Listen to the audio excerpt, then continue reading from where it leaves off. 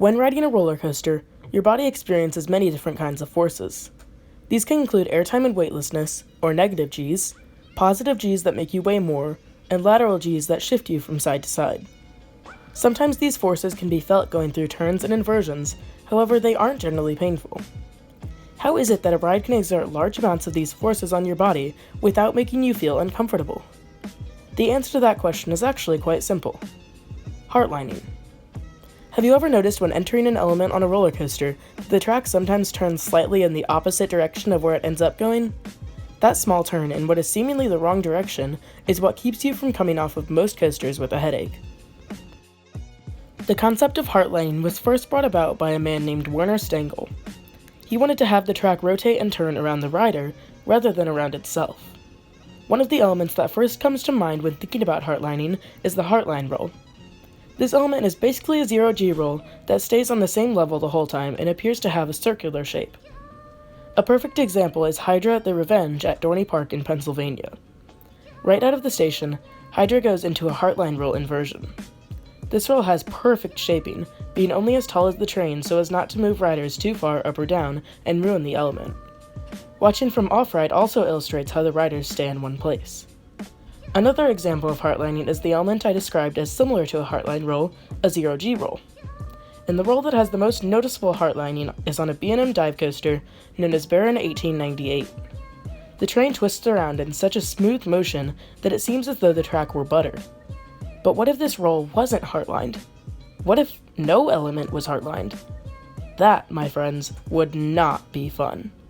If you want an example of what that would look no further than the Golden Horse SLC. This model has a 0G roll, however the rider is thrown around the track. This makes for a jarring experience that will undoubtedly smash your head around on the hard restraints. Just looking at it you can tell something's wrong, as the track sits in a straight line, banking only around itself like a selfish brat. Some of you may be thinking, I think I get it. Heartlining good, no heartlining bad. And you would sort of be right, because there are some cases in which having no heartlining can still make for a fun and comfortable ride. The best models to show this are wing coasters, of both B&M and Intamin varieties. Many of these coasters have rolls on them that look like heartline rolls, but have no heartlining. These elements are called Inline Twists. The name makes just as much sense as heartlining. The track twists in a straight line. Why does this work on wing coasters, though, and not average sit-down loopers? The answer to that question is in the model name, wing.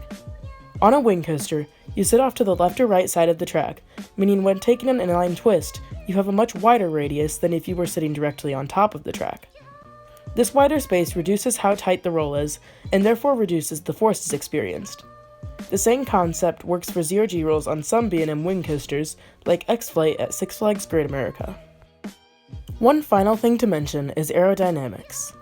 Aero was an extremely impactful and legendary company in the coaster industry, known for their innovation, and they had a strange banking system. Aero does not heartline elements, however they didn't exactly not heartline elements either. Most of their turns bank before necessary, so that you are already leaning when you enter a turn, which results in a sometimes whiplash-inducing transition. However, after that transition, the element is fine. The turning and banking makes sense once you enter the element. Whether this system is good or not is up to you, but personally, I'm kinda in between on it. To sum it all up, heartlining is a concept that was made to reduce the forces put on your body as you ride a roller coaster, making you feel much more comfortable.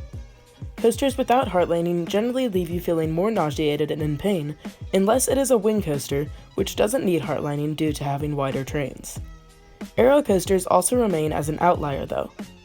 Next time you get on Planet Coaster, please, for the sake of all of us, turn up your banking offset. That's it for this video. If you enjoyed, please consider subscribing and I will see you guys next time.